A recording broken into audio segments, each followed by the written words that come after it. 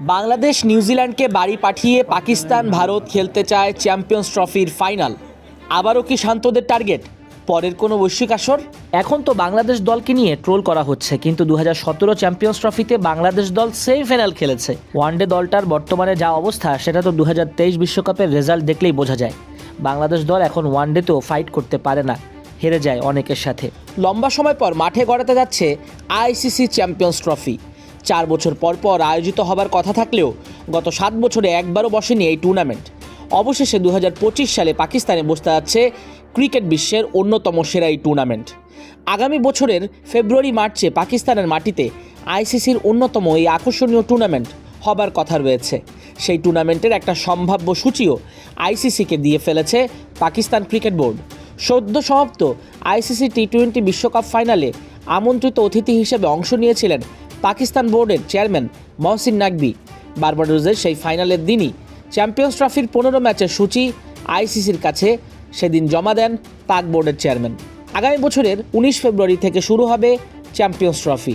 টুর্নামেন্টটি চলবে 9 মার্চ পর্যন্ত। 10 মার্চ ফাইনালের জন্য রিজার্ভ ডে রাখা হবে। প্রতিবেদনে আরও বলা হয়েছে, পিসিবি টুর্নামেন্টের সূচি জমা দিলেও ভারতীয় ক্রিকেট কন্ট্রোল বোর্ড বিসিসিআই এই সূচির বিপরীতে তাদের সম্মতি এখনও জানায়নি।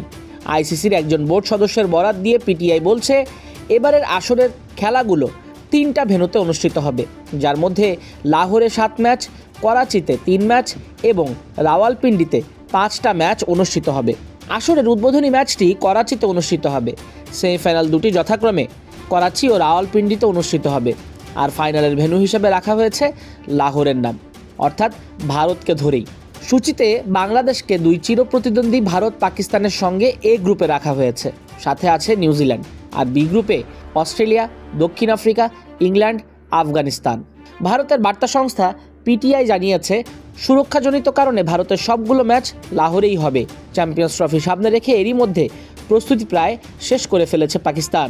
আইসিসির head of event Chris Tetley ইসলামাবাদে পিসিবি চেয়ারম্যান নাকভির সঙ্গে বৈঠক করেছেন।